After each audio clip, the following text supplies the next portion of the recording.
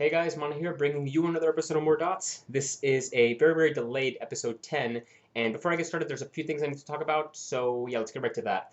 First of all, as you guys might have noticed, this video took a lot longer to put up than I originally expected. I was planning on having it up by Friday, by last Friday, but a few things happened, and that just didn't end up being possible. Among those things were a lot of corrupted audio files, multiple random PC shutdowns, and one moderately catastrophic power outage, but no big deal, right? Maybe not. But anyway, I decided to push the video back a week, actually a little bit more than a week since it's Wednesday now. Or, well, it's Tuesday now, but you guys are seeing this Wednesday, which sucks, but, no buts. It just sucks. Secondly, I would like to mention that I'm almost to 1,000 subscribers here on YouTube, which is pretty awesome considering how when I first started my goal was to get maybe 100 people to watch and learn something from my videos and maybe even find them entertaining. So to reach the 1,000 mark is amazing to me, and I hope you guys will continue watching. Also, something I forgot to mention for a while now, which sucks because it's actually pretty awesome. A while back, someone emailed me saying that he or she enjoyed my videos and offered me a WoW TCG loot code thing as a thank you. Now, I've declined donations in the past, but this time I was really curious and I ended up using the code. And it was a freaking epic purple shirt, man, which is awesome because I love purple, I love epic, and who the hell doesn't love shirt? Seriously though, whoever gave me this, you're awesome, and I really love you, but please email me again, because I would love to give you a proper shout out, and you haven't responded to my emails yet, so yeah, please do that. And in case any of you are wondering, but Mona, what email are you talking about? Well then, little nubbin, you probably don't gotta worry about it now, do you? Yeah, that's right. But yeah, if you just watched one of my first videos, I can't remember which one it was, you'll know which email I'm talking about. Next up is that for my guides, right now I feel like I've done pretty much everything that I originally had planned, and I don't have any more in mind just yet. So if you guys do have any suggestions, let me know, but otherwise I'm not going to be making any more guides for a while, at least until there's something that I really want to make a guide on. And lastly, I know I haven't done the 4.1 Demonology Guide, and I know I said I would, but really not that much changed from 4.0.6 to 4.1. So as I got ready to make the guide, I realized that almost 100% of the information was the same. Very few things have changed. So what I'm going to do is I'm going to make some annotations and change the description around for the Demonology Guide, just to basically update it, to get it up to speed with 4.1, and now with 4.2, since 4.2 is pretty much going to be the same as 4.1 for Demonology. So yeah, that's probably what I'm going to end up doing. I'll do that as soon as I find the time. I haven't really been able to do it because I haven't had time to do it. But yeah, I'll get to it as soon as I can. So anyway, this episode's going to be quite a bit longer than usual, and I expect future episodes to be more or less around this long as well. So let's get started, guys. All right, first question from Soul Reaper Keo. What do you think about the 25% damage reduction in Drain Life? Do you think it'll affect Affliction as being the best spec for Warlocks? I almost couldn't get that out. It doesn't destroy the Drain Life spec, but it's clear that Blizzard doesn't want Warlocks using Drain Life instead of Shadowbolt, which isn't really surprising because, as I said before, Blizzard has made it quite clear in the past that Drain Life isn't intended to be a part of Affliction's main spell priority. But yeah, with all that said, the Drain Life spec is still a viable option. It's just not really the best option. And as for Affliction in general, the Shadowbolt spec is still the top Warlock spec, and that doesn't look like it's going to change for quite a while.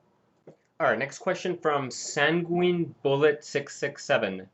Alright, I'm pretty sure Warlock is the least played class at the moment. Realm scanning websites say so. Can you talk about some of the unique challenges in raiding that a Warlock specifically has, like raid getting mad you didn't soulstone this particular person, or when a boss drops aggro you instantly get killed from so many dots on the target, etc. Just any unique problems they may have in your experience. I'm actually not sure if we're the least played class at the moment, but it's definitely at least bottom 3, if not maybe even bottom 2. This is based off something I checked a couple of months ago, so I have no idea if it's still accurate. So we may very well be the least played class as of right now. But either way, the general idea of this answer should pretty much be the same. So I know the question is referring to the unique challenges that Warlocks face, but I do want to talk for just a bit about why I think that Warlocks are such an underplayed class relative to the other classes in WoW, because some people have asked me to talk about this as well. So first of all, Warlocks are a pure caster DPS class, and most people that look to play that role will probably end up choosing a mage, which is the more iconic caster class in RPGs. Warlocks have always been a bit clunkier too. We're a pet class, so there's a lot of abilities that we don't have, and instead we have to use our demons for, which is obviously not as beginner friendly. But more on that though, we're a pet class, but we don't really get some of the more fun or interesting parts of that. Hunters, they can tame all sorts of different looking pets, but warlocks are stuck with the same exact looking demons, that we have to pay to randomly change their name.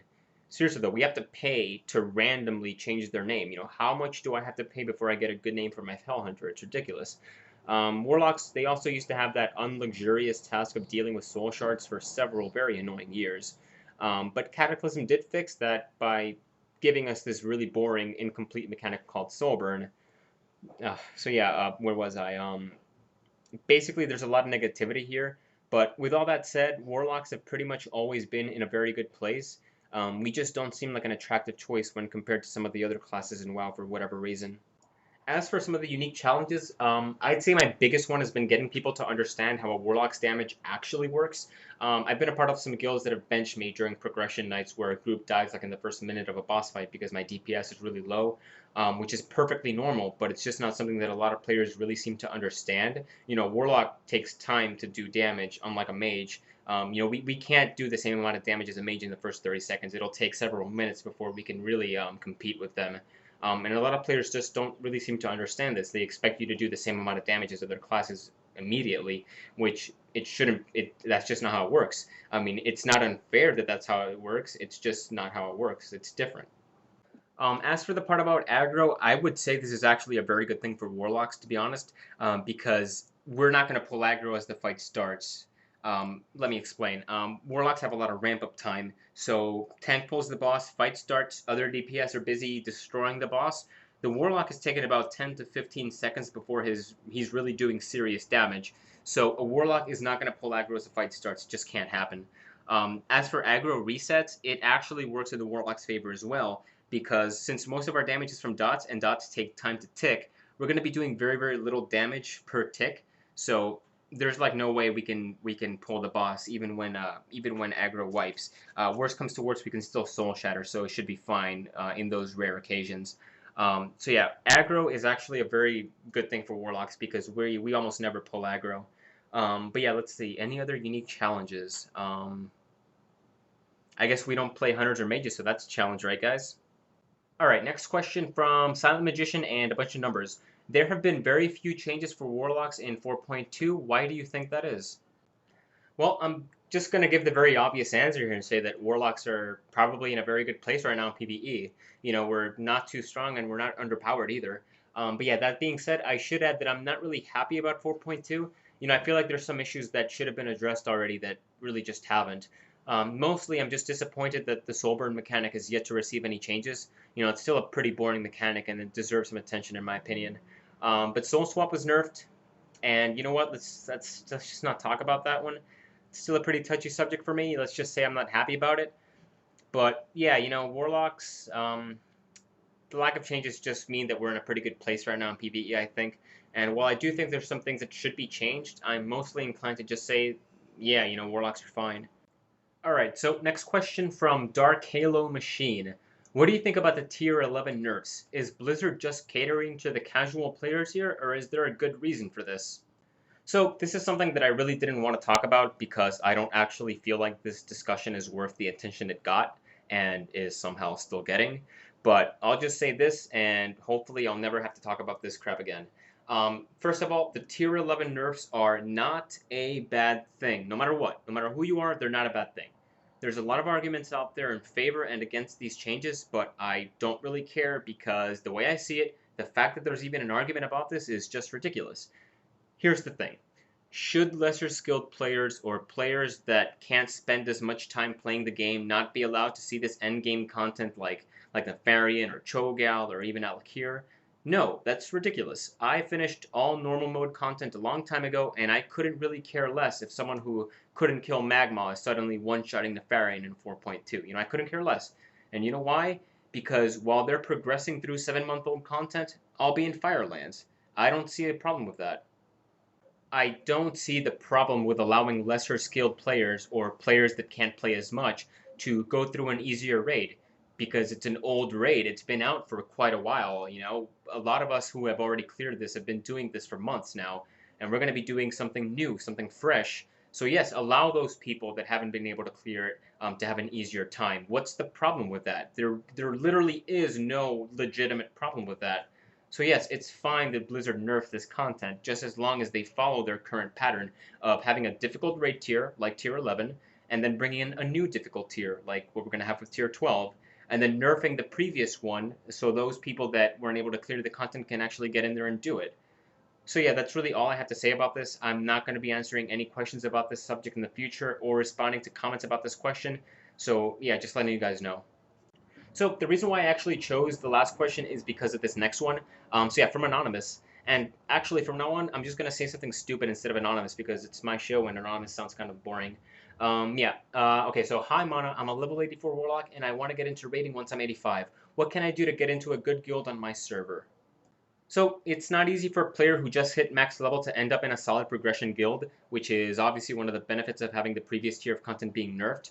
It'll give players like you the chance to catch up.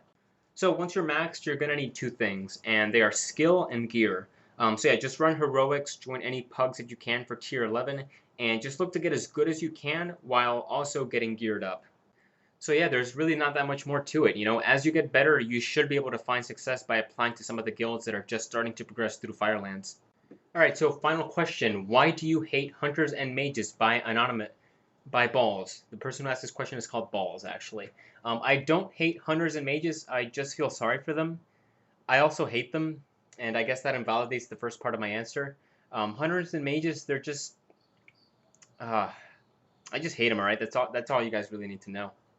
Alright guys, so that's going to do it for this week. Once again, I'm sorry for all the delays. If you guys have any questions that you would like me to answer, feel free to leave a comment or send me a private message. And if it's good or interesting, I'll definitely answer it on the show. And as always, if you enjoyed what you saw, feel free to like and to subscribe. Later guys.